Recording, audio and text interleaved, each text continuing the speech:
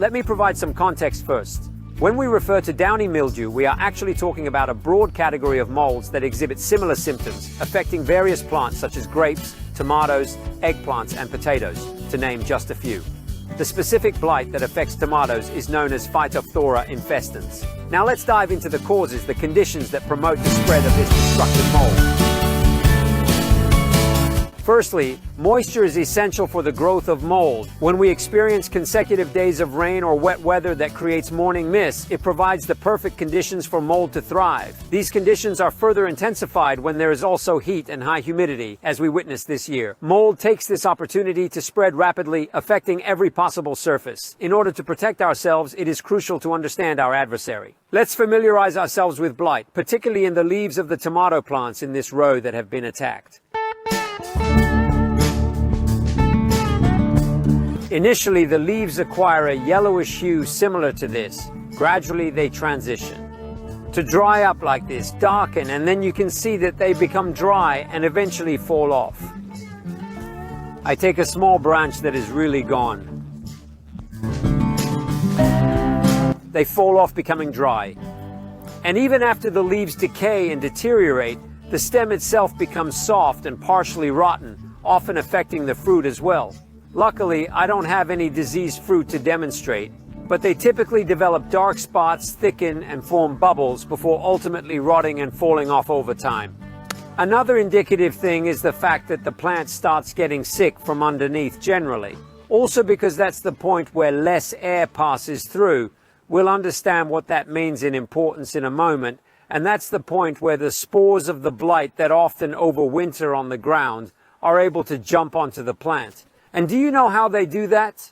When it rains, the raindrops that fall on the ground splash microdroplets into the air, and these microdroplets carry the blight spores that were in the soil. They attack the lower leaves, and then slowly the mildew spreads to the upper leaves as well. But now let's see how to defend ourselves, and the watchword, as always, in an ecological vegetable garden managed in a certain way, the watchword is prevention. That is, we have to move first, we have to move early, even as early as immediately after.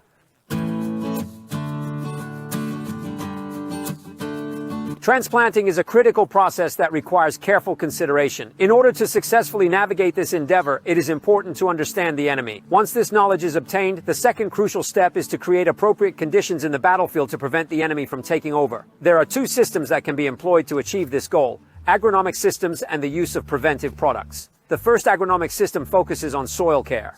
It is essential to prioritize soil fertility and ensure its well-being, as this helps to mitigate numerous issues. When it comes to preventing blights, it is particularly crucial to have well-aerated and draining soil. Stagnant water can cause problems, as molds thrive in moisture-rich environments. By preventing water from stagnating on the ground surface, the multiplication of molds can be avoided. Additionally, stagnant water can inhibit the presence of organic matter, making its prevention all the more important. Increasing the amount of organic matter in the soil can be achieved through natural mulches such as straw, hay, wood chips, and compost. If these resources are not readily available, pelleted hetami can also be used. By regularly applying organic matter a few times each year, the soil behaves similarly to a sponge. It can effectively manage water by slowly releasing it, thereby preventing stagnation. Deep tillage is another technique that can promote good drainage by aerating the soil. Instead of completely turning the soil, it is recommended to use a spade fork to gently move the soil to the surface. If there is a need to control unwanted grasses, performing a slightly deeper spading of no more than 20 centimeters would be sufficient. By implementing these agronomic practices, it is possible to create favorable conditions on the battlefield that will hinder the enemy's ability to thrive. The careful management of soil fertility, aeration, and drainage are essential for successful transplanting. It is important to bear in mind that these practices should be undertaken with the utmost care to preserve the integrity of the soil and prevent unnecessary damage. The second agroecological technique is pruning, which primarily aims to enhance air circulation between plants. This airflow aids in evaporating excessive moisture, which is known to attract blight with a passionate fervor. Consequently, there are two pivotal actions we can undertake to address this issue: observing and implementing them directly on the plants themselves. One of the most essential procedures is to carefully remove the initial 30 to 40 centimeters of the plant. By doing this, we can fully release it down here or even stretch it even further. Once we perform this task for all plants, we will achieve a highly favorable air passage in this particular area. We have previously mentioned that this area is the first to become unwell, hence it is highly recommended to establish a distinct gap between the soil and the first set of leaves. This will prevent any blight from spreading higher when it rains.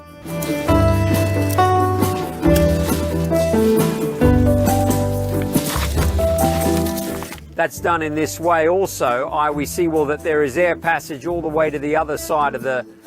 In order to maintain the health and productivity of tomato plants, several agronomic techniques are employed. Firstly, pruning is conducted to remove unwanted branches known as feminella. These shoots grow between the stem and the leaf, and if left unattended, they can cause the formation of new plants, leading to a messy growth pattern. Moreover, the presence of feminella hinders proper air circulation and drying of the plant, giving rise to blight. Therefore, the removal of feminella is crucial for the vitality of tomatoes. Secondly, an important technique employed is tying. Tomato plants benefit from staying close to their support stake, as this allows for better airflow. A well-ventilated environment is essential for the healthy development of tomato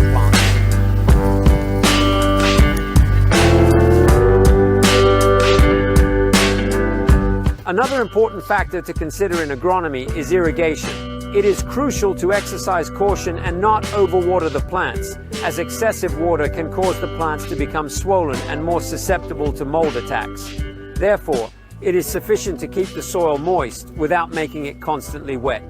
An additional aspect to consider is the selection of plant varieties which possess varying levels of resistance. Often, the older varieties tend to display stronger resistance, while hybrid varieties can be slightly more delicate. Lastly, if there is a severe localized attack on a few plants, it may be advisable to remove them from the garden to prevent the spread of blight to other plants. Now that we have discussed agronomic practices, let us examine the possible preventive measures that can be employed to combat downy mildew before it becomes a problem. The essential products mentioned earlier are critical for preventing the growth of mold. These products, such as copper, propolis, sodium bicarbonate, potash, horsetail macerate, rock powders, zeolite, and kaolin, work by creating a protective layer on the surface of the leaves, effectively inhibiting mold growth. Each product has its own unique properties and functions. Rock powders, for instance, create a layer that absorbs moisture on the leaves, creating an environment unsuitable for mold growth. These powders also have healing properties that aid in repairing wounds caused by pruning or hail damage. Horsetail macerate is known for its antifungal properties, which strengthen the plant's defense system and boost its resistance to mold. Copper, propolis, and sodium bicarbonate form a patina on the leaves, deactivating mold spores and preventing their germination upon contact. Essentially, these products serve as a barrier, preventing mold from taking hold. The recommended dosage for all these products ranges from 3 to 7 grams per liter. This is approximately equivalent to a tablespoon. To apply these products, they can be dissolved in water and sprayed onto the plants. Today, I will prepare a solution by adding 1 tablespoon of baking soda to a liter of water. In conclusion, these products are crucial for preventing mold growth. They work effectively on the surface of the leaves, creating a protective barrier and inhibiting spore germination. Their recommended dosages and application methods make them convenient and effective to use in preventing mold. In order to ensure optimal results, it is recommended to alternate the use of different substances. For example, 1 week you can use baking soda, the next week copper, and the following week propolis or zeolite. Generally, these products should be applied every 10 to 15 days. However, if the weather is dry and there is no risk of downy mildew, the application can be postponed to every 2 weeks. Conversely, if the weather conditions are particularly conducive to downy mildew, it is advised to apply the products weekly while alternating between them. For instance, this week you can use bicarbonate and the following week switch to zeolite. It is important to note that if it rains after the application, it is necessary to reapply the products as the protective barrier can be washed away.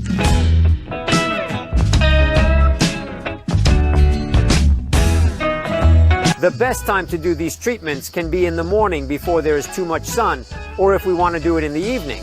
This is a very good condition that we can achieve that, is that there are lots of droplets that do not run down. On the other hand, when we see that then the product starts to run down, maybe in this way it means that we have already given too much. Propolis, bicarbonate, zeolite, and macerate are all safe and non-toxic products that can be effectively used on tomatoes without causing any issues. To ensure their efficacy, simply rinse the tomatoes lightly and any traces of these products will disappear by the next day. However, when considering the use of copper, it is essential to take note of the recommended waiting period between treatment and harvest. This crucial information can usually be found on the product packaging. Additionally, it is worth mentioning that the copper droplets will eventually dry out, forming a protective barrier on the surfaces of the leaves. This continuous barrier serves as a defense against blight week after week. I hope you have gained valuable insights from this instructional video about combating blight, especially since it has posed significant challenges for our tomatoes this year. If you have any remaining inquiries or additional tips, please feel free to share them in the comments section below. Thank you for your participation, and I look forward to seeing you next time. Enjoy your enriching journey through gardening.